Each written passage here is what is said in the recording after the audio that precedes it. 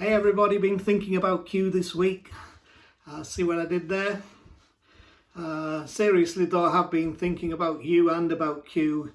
What I want to share with you today comes from my heart. Not that other messages that I bring to you don't come from my heart, but some things just come from a slightly deeper place, from a different recess of the soul that is seeking to find expression for itself.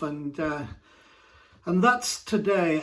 I don't know if you're familiar with the term, hopefully you are, hero to zero. I'm back again. I probably remember that best from the animated Disney movie Hercules, but that phrase is not exclusive to that movie. There's also another one you might be familiar with. He, she, they snatch defeat from the jaws of victory. Much like Liverpool versus Arsenal on the last day of the regular season, 26th of May 1989, when Arsenal needed to win by 2 clear goals to snatch the First Division Championship from the hands of Liverpool, and it was 1-0 until the last minute of extra time. And then Arsenal scored and Liverpool snatched defeat from the jaws of victory. I mentioned that just to bless Steve Devo today. Well, I've got another one for you today. What happens when you go from purpose to pointless? I think it's an experience that all of us have encountered at some stage in our life, and for some it's maybe a recurring theme. And why is it that something that seemed to hold so much purpose suddenly or now seems pointless? Well, maybe it needs to. Maybe there are some things that were saturated with purpose, maybe that were not always pointless, but even though they were saturated with purpose at one time, maybe they need to be pointless now. Maybe it's impossible for us to ever move forward in life and move on in life and until some things that at one time were full of purpose now become pointless to us. Nothing can ever change unless that happens. That doesn't devalue what was once purpose to us, but what it does say is that if that's now become pointless, it may be so for a reason. Maybe there is a challenge here to grab something greater. There's an ancient writing called the book of Ecclesiastes in the Bible, in the Old Testament, and it is written by or about or for a guy called Solomon, this ancient king who was known as an extremely wise king, and yet he launches out in the very first 3 verses of the book of Ecclesiastes by saying, and the term in the Old King James was vanity, vanity, all is vanity, and that's not a bad word, because I think as I look around at some things, I can see that they are driven by incredible vanity. But it's translated another way in some Bibles, which is meaningless, all is meaningless. So here's this guy who, with tremendous wisdom, seemingly having a driving purpose in life, has reached a point where he's now saying meaningless, all is meaningless. I think this journey that I am raising today affects far more people than we often realize, and of course it is at the root of much mental health and suicide and those kind of anxieties that we find. Anxiety as well is another thing that's produced from this in its own right, in that sense of we have gone from purpose to pointless, and dealing with this is not actually easy, because it takes some courage and it takes a decisiveness if we are going to change the idea. But what I want to get through to you is that you're not the only one. You're looking at someone here who wrestles with that for great parts of my life, going from purpose to pointless. I came across something in a an internet post on a website of a church organization some years ago, which really stirred something in me. And here's what it says: what would happen if you dared? Now, I'm going to stop right there for a moment, because I think that's a powerful statement. What would happen if you dared? See, the problem with most of us is the dare has gone out of us. We live in a risk-averse society, which I think is unhelpful and unhealthy. I actually think all the antibacterial soaps and wipes and all the other stuff we've done is part of the reason why we are in a pandemic of allergies. How somehow we just do not have the resistance to things that at one time we may have done and now create an allergic reaction. I often tell people, our great allergy reducing strategy of our parents was we were allowed to eat soil. We were allowed to play around drains in the street. And I think that helped to build up a certain level of immunity. Also, we didn't wear cycle helmets. We could climb trees. We had concrete under the park swings, not bouncy rubber.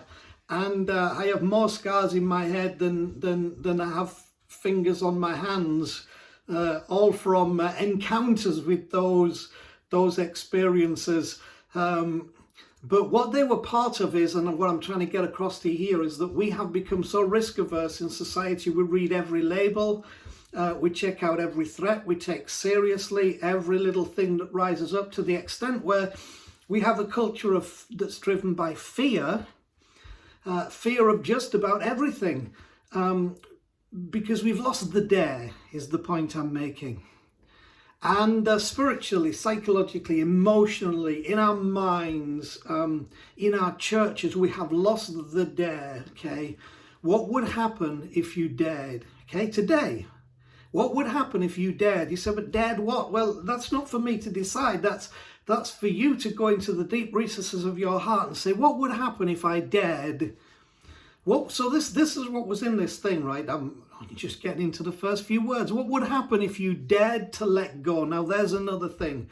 Dared to let go. We are not good at letting go. We accumulate over our lifetime ideas, ideals, strategies, ways of being, securities, identities, that what they do is they give us a familiarity that creates a certain sense of security within us. But what has happened is that they're like baggage.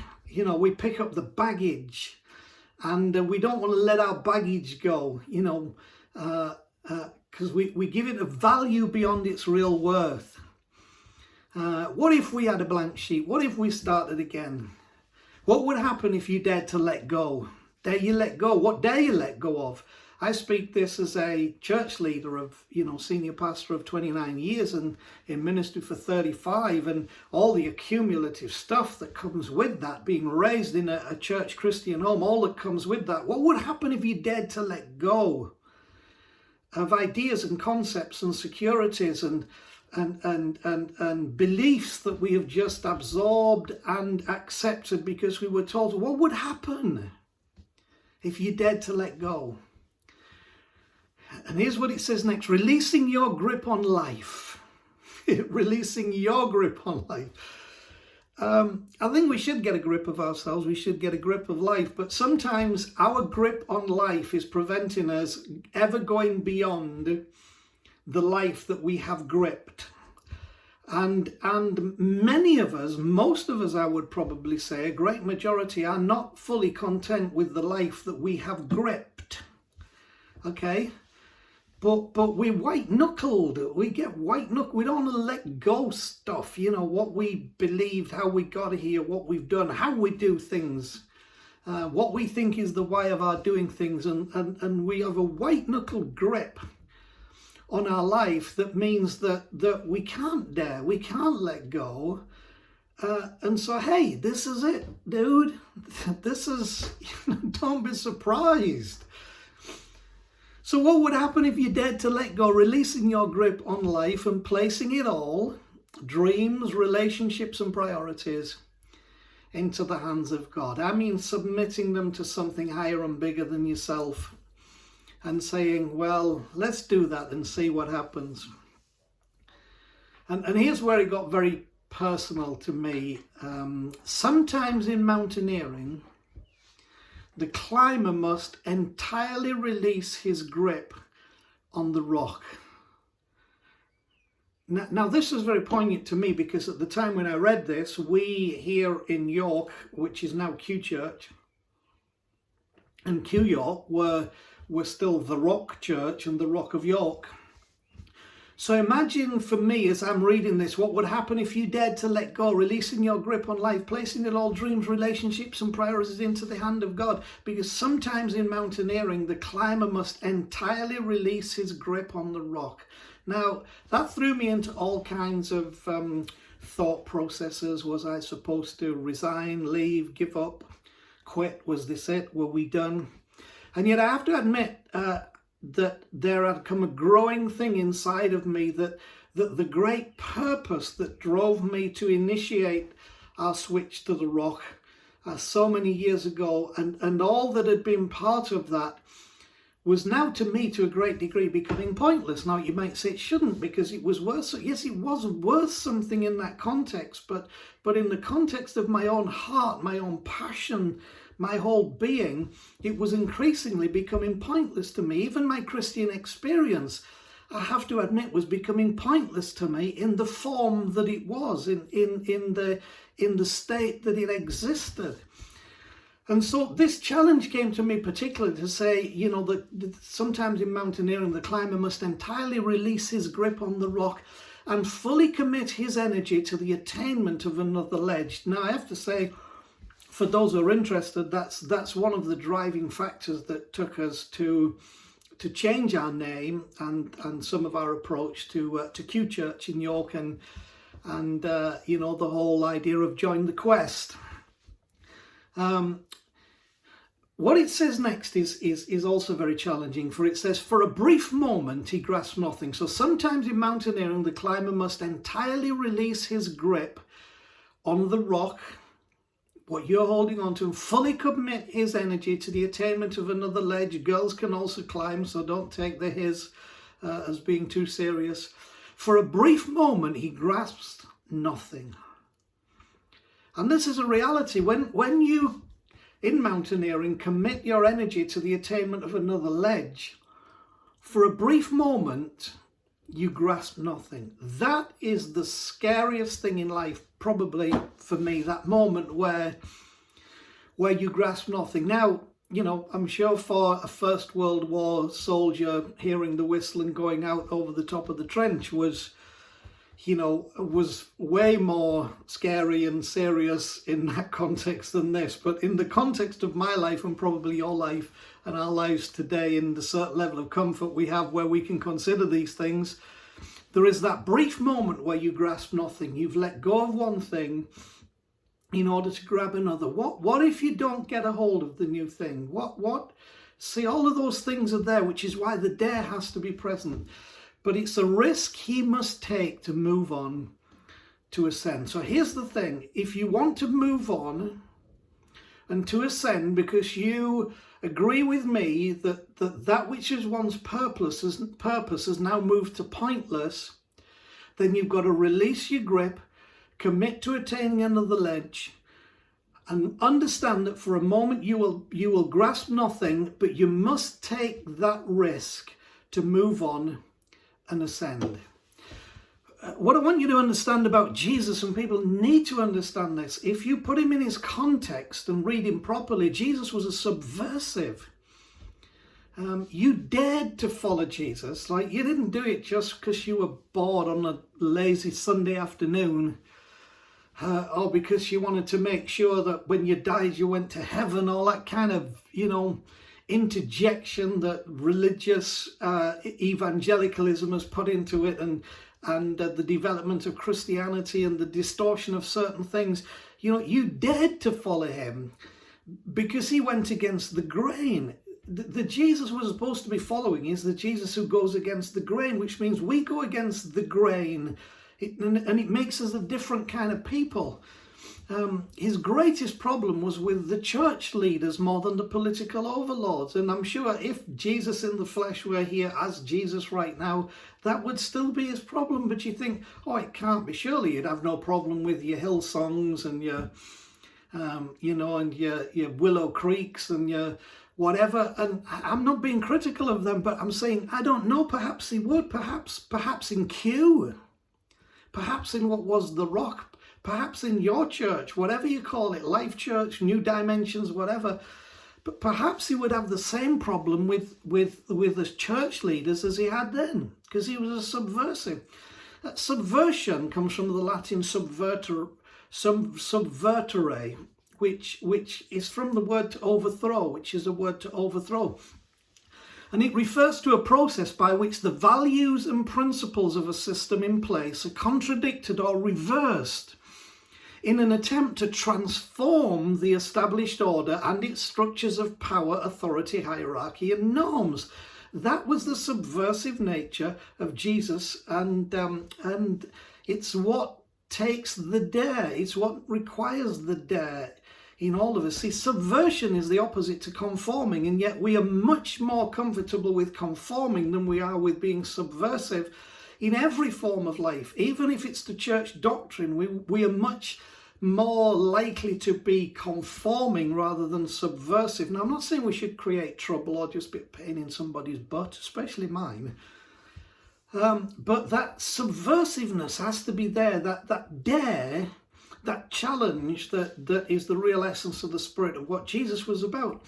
See, our curiosity must take precedence over our popularity. Otherwise, it'll never take us further than others have already been. And what we need is a great spirit of curiosity, not what's the best way to endorse and increase our popularity.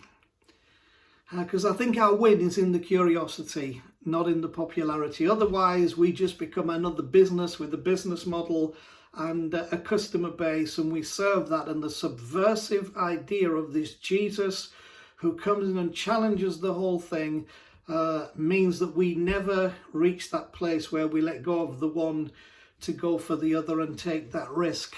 You know, Jesus introduced us to another way of seeing everything, and I guess that to me is so important, and I want to try and live in that space. You have to be a heretic in the eyes of the powers that be in order to be subversive in a way that changes the familiar and the comfortable and the status quo. But who wants to be called a heretic? See, when we go from purpose to pointless, so something happens in our behavior. Our behavior becomes professional rather than passionate. Now, what I mean by that is this, that rather than the passion for that subversive changing, letting go, reevaluating, reasserting, all of that, what happens is that we begin to develop a professional approach to all of that. Now, I'm not saying that order and organization and structure are wrong or unnecessary, but I would have to say that, again, and I'm speaking about my own, call it a profession if you wish, and there's an interesting word, a profession of ministry. I have encountered far too many professional pastors, leaders, managers, managing directors, than I would like to admit. Myself, I have appreciated that when I have gone from purpose to pointless, what kicks in is the professionality. I can do this. I can roll out of bed on the morning and do this any day of the week, any time during the day. I can roll out and do the thing. And the truth is, most people in my position can roll out and do the thing, and preach the messages and share the word and encourage the people and do whatever, while dying inside, because what was purpose has turned to pointless. And that's where professionality kicks in. And we can become passionate about our professionality.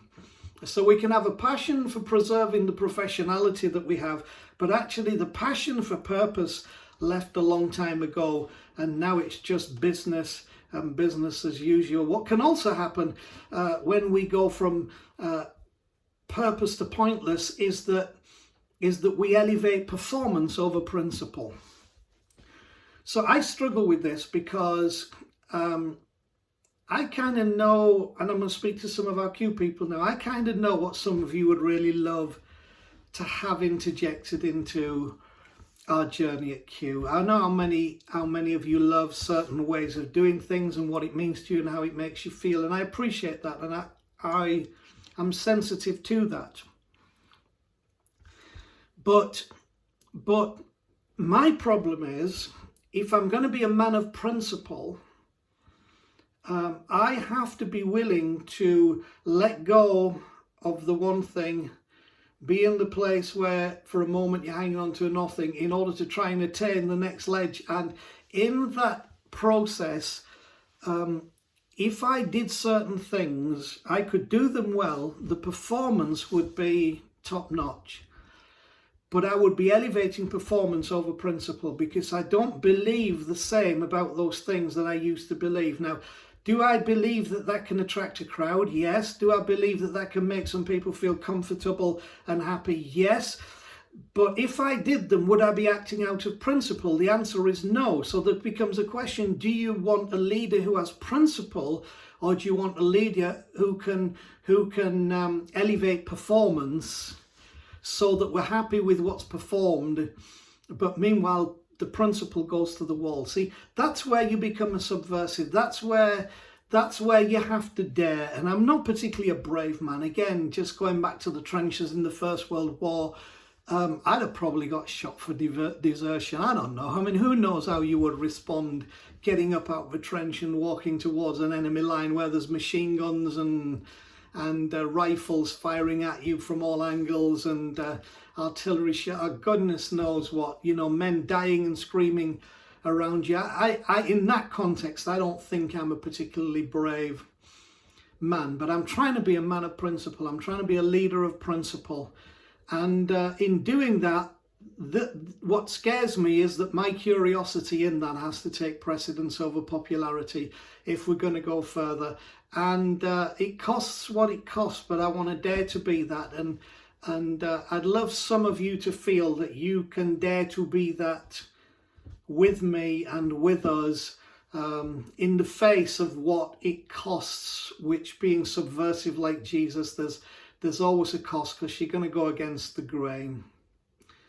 In the Disney movie Moana,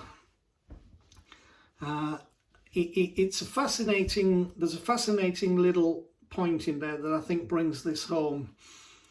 Moana lives on this Pacific island, and the answer to the issues of the lack of fish, the challenges that they're facing on the island, Moana knows that in order for their culture, their society, she's set to be the next leader. In order for them to go to the next ledge, in order for them to get higher, that something is going to have to change. The lesson is that what Moana sees is that island life, not Ireland to all my Irish friends out there, not Ireland life, but island life. Island life is what Moana sees, that we're stuck in island life. And how many of us have become an island in our life? We live an island life, okay? Our little island that we live in. And she's aware of island life and what it refuses to address. And because of it, it's become stale to Moana, much church stuff has become really stale to me. Purpose to pointless. And in the movie, she sings this song, and I think it's great because it just reflects this deeper part of me. This is the words of this one part of the song. Because she's been told never to go beyond the reef. Her father has seen people die is seen shipwrecked because people went beyond the reef which surrounds the island. And isn't that what usually happens? Don't go there, don't go beyond the reef. It's dangerous beyond the reef. Stay confined, stay restricted, stay on your island. Who knows what will happen if you go out there? And someone of being not accepting this staleness of the island life. This is what she sings about the reef. If I go, there's no telling how far I'll go. I know everybody on this island seems so happy on this island. Everything is by design. Boy, this church life to me. And I suppose normal cultural life. I know everybody on this island has a role on this island, so maybe I can roll with mine. See, there's the thing. Let's not dare. Let's just fit in. Let's just if this is what it is. Let's just fit in. Let's do what we're supposed to do, and be what we're supposed to be for everybody. Then knowing that everybody on this island has a role on this island, so maybe I can roll with mine. I can lead with pride. I can make us strong. I'll be satisfied if I play along. I know this for me. But the voice inside sings a different song. What is wrong with me? See, the issue is when the voice inside begins to sing a different song, the first thing that comes into the mind is, what is wrong with me? Well, there's nothing wrong with you. Because it's when purpose has become pointless, and it's supposed to feel that way, so that you can move to a new place. See, fear affects all of us to some degree, me included. And the question, what will happen if we go beyond the reef? But know this, you'll never discover anything taking pleasure trips around your harbour. One of the great phrases that's challenged me for so long in my life has been, a man is no discoverer who in his quest for new lands is afraid to lose sight of the shore. You'll never discover anything taking pleasure trips around your harbour. There's another great movie clip on YouTube. I hope we can attach it to this. If not, we'll give you the link, or you can find it from here. And it's from the movie Elizabeth, the one with Kate Blanchett. And the movie clip, if you go on YouTube, if you put in Elizabeth the Golden Age on YouTube, you'll find Elizabeth the Golden Age, The New World. Okay, Elizabeth the Golden Age, The New World on YouTube.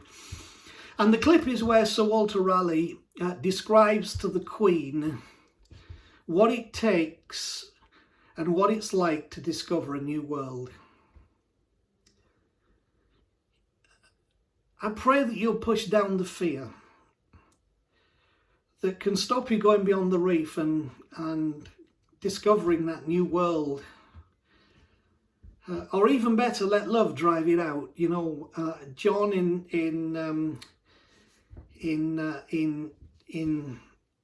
3rd John says, or is it 1st John? I don't know, my brain's gone frozen. But he says that perfect love drives out fear. Love drives out fear.